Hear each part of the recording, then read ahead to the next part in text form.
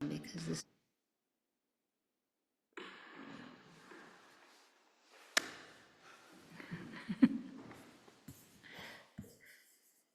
Thank you, Jane, for your wonderful talk. Are there any questions?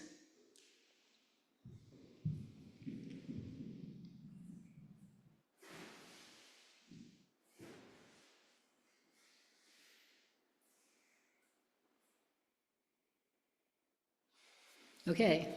So, I was thinking about what Jane said. So you were thinking about what Jane said. Yeah. And the way she says it, it's like, yeah, that makes good sense. And what she said made sense. But it's not that easy. But it's not that easy. So maybe I should talk about what Jane said? Yeah, For people who. what are ways Yeah. to do that, without. Okay. So what are ways to accomplish what Jane, so because this is being recorded, I need to summarize what Jane said.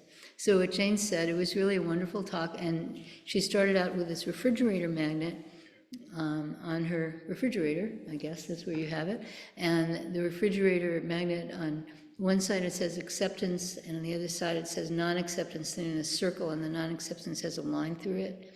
And then the non-acceptance is, it's raining, oh no, I'm going to get wet, it's very gloomy out, and so on and so forth. And then the acceptance side is, it's raining, yup. And then she talked about that, and it was really wonderful. And so your question, Jennifer's question, is how do we reach yup? How do we do that? How do we not say, oh my God, the sun's out and it's 100 degrees and I can't go out of the house because I'm going to melt? How do we do that? How do we not get completely overcome by, every little obstacle? I don't have the right breakfast cereal. I've run out of peanuts or something. I don't know what, So how do we do that? How do we break out of this? Yeah, Jennifer just said, how do we break out of this? Yeah, that's a good question. And you know what the answer is? The answer is practice. So, practice, the wonderful thing about practice is it's a there are many wonderful things, but one is it's a no consequence space. Also the Kongan interviews, which, people are, oh my God, Kongan interviews, they're also a no consequence space. So as we sit on the cushion, or as we go into the interview room, or as we chant, as we bow, as we do walking meditation on retreats, as we do these things, there's no consequence to them. It doesn't go on our permanent record, if you remember permanent records in school. Now they're digitized, they're much more extensive than they used to be. It doesn't affect, it doesn't go on, it doesn't affect what our boss thinks of us. What we do in this room does not affect our relationships, doesn't affect our job, our hobbies. It doesn't affect anything directly.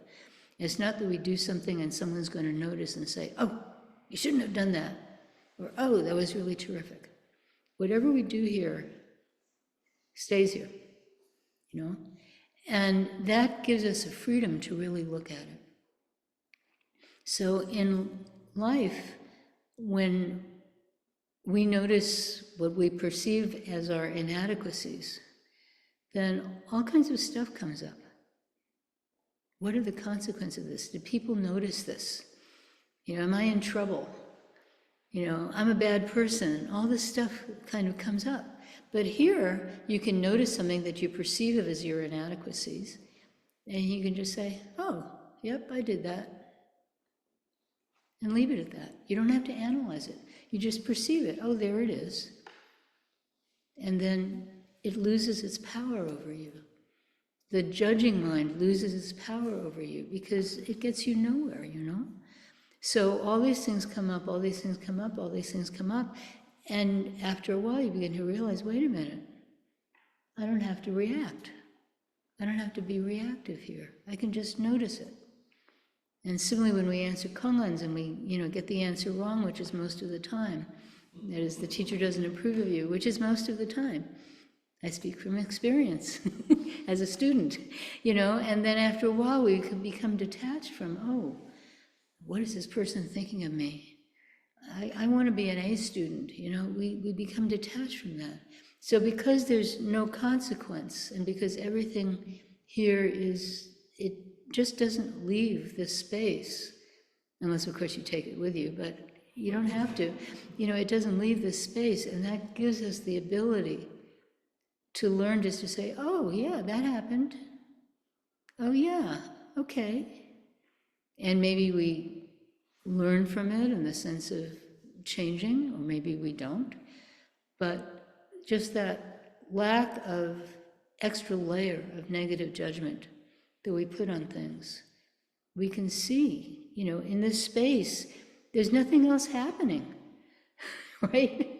Our mind is going, blah, blah, blah, blah, blah, and we see, oh, my mind is going, blah, blah, blah, blah, blah, and it's not getting me anywhere, it just becomes very clear. So that's why the way to not do that, the way to not, oh my God, it's raining, oh my God, I'm going to get wet, oh my God, oh my God, the way not to do that is to do that in here and see where it gets you. And you see that it gets you nowhere. And then gradually, it just, oh, look at that. And it becomes, oh, I don't have to do that anymore, like that. But you need a space like this.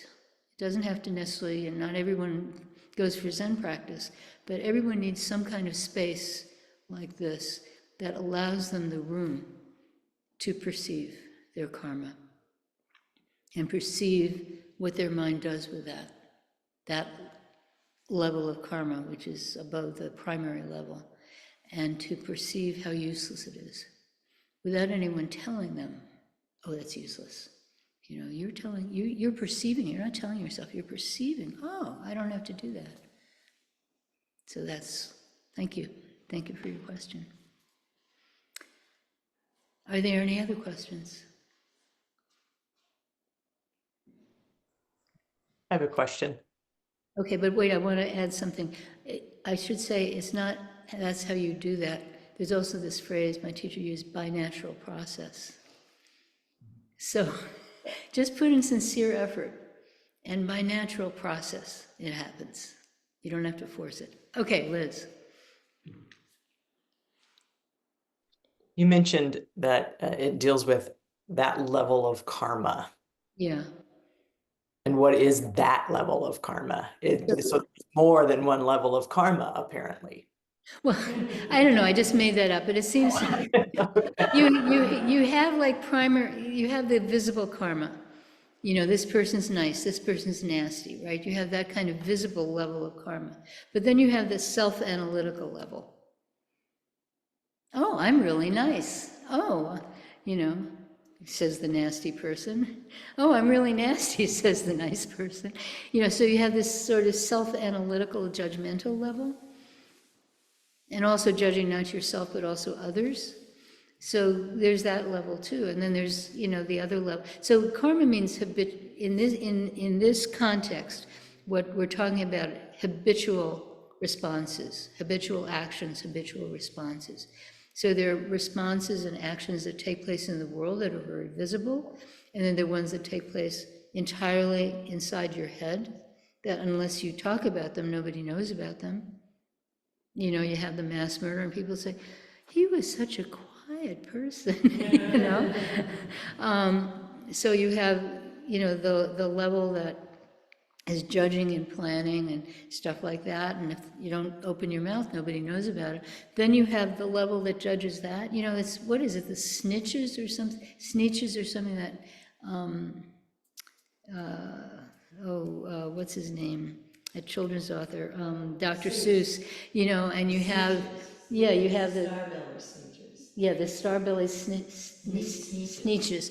Yeah, and each one is like checking on the next one. So they're all in a line, like, they're all checking. So you can have like levels of karma that is habit mind, that is, on these different levels of visible, then first level judgment, then judgment of the first level, and judgment of the second level, and you can go on and on like that. So that's what I meant by levels, And like I said, I don't know if anyone ever has talked about it that way, probably, because nothing's new under the sun. But yeah, this is not like a secret doctrine, that's in some hidden sutra somewhere, that the Naga people are, hiding until the right person comes. No, it's not like that. Yeah, thank you. Are there any other questions? Yeah.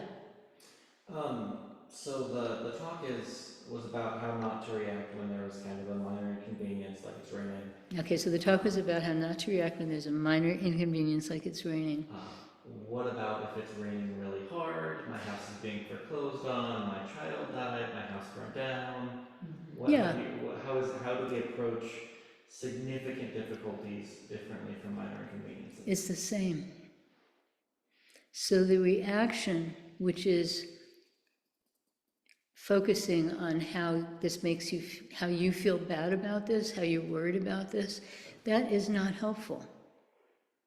If you're in Gaza and a bomb falls on your house, thinking about, oh my God, a bomb fell on this house, this is really awful, I feel really bad, I'm worried, that is not going to help. What's going to help is trying to save yourself and your family.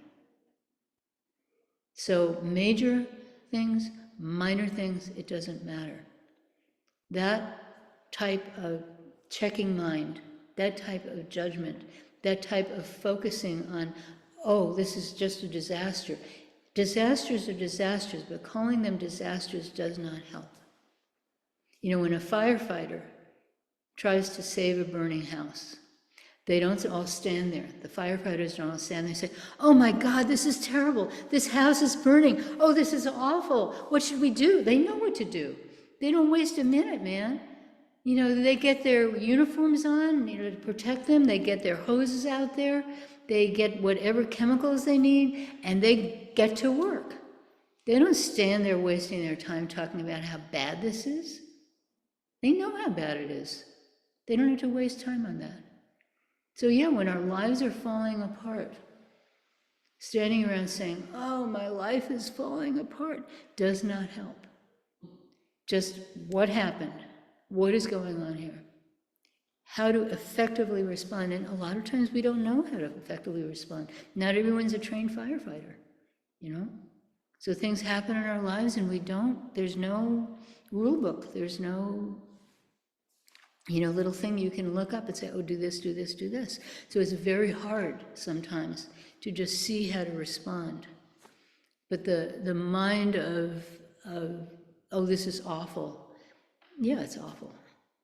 But the mind that keeps reminding you how it's awful is not helpful. How do you move on? And everybody makes mistakes. You try a certain direction and it's not being helpful, so you try another direction and you just keep trying. That's how, yeah. Thank you for your question. Yeah, there's another great thing about Zen practice is that, the things that come up often are very minor, but how we deal with the minor things helps us to deal with the major things. Yeah. Speaking of major things and minor things. Speaking of major things and minor things. Our tradition is rooted in, Mahayana Buddhism. Our condition? Our tradition. Our tradition is rooted in Mahayana Buddhism. Yeah. And, that's famous for its long sutras and extravagant lists of... Famous for long sutras and extravagant language, yes. Extravagant in every dimension. In every dimension, it's extravagant. How does all that big stuff, help us? What relevance does that have with, Zen practice today? So how does that big, complicated stuff, what is its relevance to Zen practice today, which supposedly is different from Zen practice 1,000 years ago? I don't know. The Tang Dynasty was pretty much of a mess. Yeah. You ever go to the ocean? Yeah, you've been to the ocean. And what's it like? You stand at the ocean. And what do you see? Vastness. You see this vastness of this planet spread out before you. And maybe you go to where there's a really dark sky. You see where there's a really dark sky. And you have the vastness of the cosmos spread out before you. So that's what the Mahayana Sutras are doing. You know, people they go to the ocean, they go to dark skies, they go to the forests, they go to see the immensity of this planet, of this universe. They go to get some perspective. I mean, automatically there's a perspective. Automatically you see, oh, I'm not the center of things. Oh, there's this vastness that I'm a part of. That's what the Mahayana Sutras are all about. That's what this complicated cosmology, all these different kinds of magical beings, and and the incredibly florid language, which is very hard for people to read these. Now we're used to a different kind, and it's not just about scrolling and social media. For a couple of hundred years, our language has been sort of getting more and more to the point. Like a guy like Ernest Hemingway, that's a good writer. Wouldn't have been considered a good writer 500 years ago, but now, well, maybe not anymore, but okay. So we're getting used to language that's more stripped down, more pointed, and so we see this very complex language, and it's very hard to relate to. But what it's doing is it's like saying, step into this ocean. Step into this ocean of this interpenetrated beings that are all connected with each other. You have this image of Indra's net. So every being, every situation in this world, not just like human beings and animals and stuff, every node in this world is like a little node in this net. And every node is a jewel. And these jewels have like 1 billion facets each. And every jewel reflects every other jewel. And if you jiggle the net, all of them jiggle, right? And so that's the function. That's the function of that kind of language. And not all the Mahayana Sutras are florid, but yes, some of them are. And that is the function of that language. It's like, maybe you can't get to the ocean. Maybe there's no dark sky where you are. Of course, back then everything was a dark sky, but now almost nothing is. Maybe you can't get to the woods because of ticks or poison ivy or whatever. Maybe you can't do those things, but you can open the Avatamsaka Sutra. So yeah, so that's its function. Okay, thank you. Yeah, we like to see, we modern people, we are no different. We are no different from human beings. We're not even that different from the Denisovans, is that it? And the Neanderthals, and they had art, they had, they had ritual, they had social lives and families. We're not that different. Our plumbing's better. So, any other questions? Oh, we're out of time, but if there is a question, I'll take it. Okay, we're out of time. Could you start?